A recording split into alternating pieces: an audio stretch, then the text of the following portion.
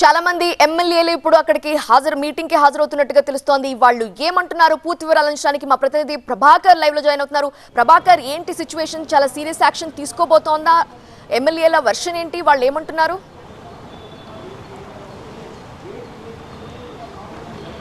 Like assembly session జరిగినప్పుడు ఎలాంటి హడావిడి ఉంటుందో ఈరోజు సిఎల్పిలో అదే హడావిడి మనకు కనిపిస్తుంది. ఇప్పుడే దాదాపుగా 15 నుంచి 20 మంది ఎమ్మెల్యేలు సిఎల్పికి చేరుకున్నారు. మరికొద్ది సేపట్లో ఇప్పుడు సమావేశం కూడా ప్రారంభమైంది.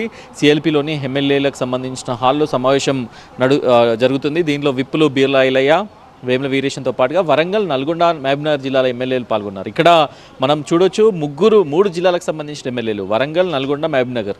వరంగల్లో కొండా సురేఖ ఇష్యూ నడుస్తుంది, నల్గొండలో రాజగోపాల్ రెడ్డి ఇష్యూ నడుస్తుంది, మహబూబ్నగర్లో చిన్నారెడ్డి ఇష్యూ నడుస్తుంది. సో ఈ 3 ఎమ్మెల్యేలు కూడా 3 జిల్లాలకు సంబంధించిన ఎమ్మెల్యేలు కూడా పాల్గొంటున్నారు. చూడొచ్చు పెద్ద ఎత్తున ఇక్కడ కార్యకర్తలు, నాయకులు కూడా చేరుకుంటున్నారు. సో బిఎల్ఆర్తో పాటుగా మిగతా నాయకులందరూ కూడా వేముల వీరేశం, బీర్లా ఐలయ్య, నాయన రాజేందర్ రెడ్డి, రేవూరి ప్రకాష్ రెడ్డితో కొద్దిసేపటి క్రితమే టీవీ9 మాట్లాడించే ప్రయత్నం చేసింది. తన కారు దిగుతుండగా దేని గురించి ప్రెస్ మీట్, ఏంటి సస్పెన్స్ అని అడిగితే కూడా మీరు చూస్తారు కదా, మరొక అరగంటలో ప్రెస్ మీట్ ఉండబోతుంది. ప్రెస్ మీట్లో అన్ని అంశాలను చర్చిస్తామని చెప్పారు. ప్రధానంగా కొండా సురేఖ పైన తిరుగుబాటనే చెప్పాలి. దీన్ని మొత్తం ఎమ్మెల్యేలంతా కూడా ఏకతాటిపైకి వచ్చారు.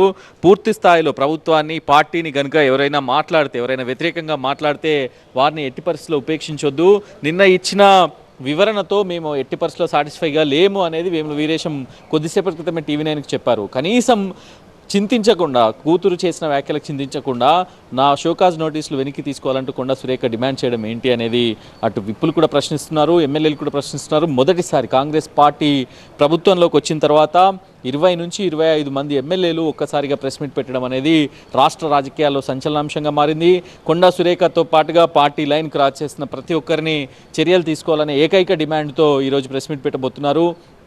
ప్రెస్ మీట్లో కూడా దీన్నే డిమాండ్ చేయబోతున్నట్టుగా తెలుస్తుంది. దాంతో పాటుగా కొండా సురేఖ, కొండా సుష్మితకు సంబంధించిన అంశాలని తీసుకుంటూనే రాజగోపాల్ రెడ్డి వ్యవహారం, అట్లాగే చిన్నారెడ్డి వ్యవహారం, ఈ మొత్తం వ్యవహారాన్ని కూడా పార్టీ దృష్టికి తీసుకొచ్చి ఒక తీర్మానం లాంటిది ఏఐసీసీకి కానీ పీసీసీకి కానీ పంపే ఆలోచనలో ఎమ్మెల్యేలు ఉన్నారు.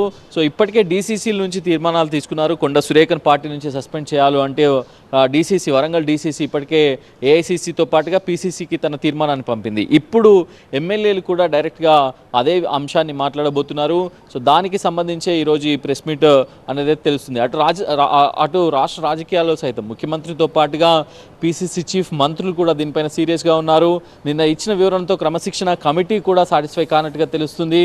సో క్రమశిక్షణ కమిటీ కూడా అప్పీల్ చేయబోతున్నారు ఎమ్మెల్యేలు.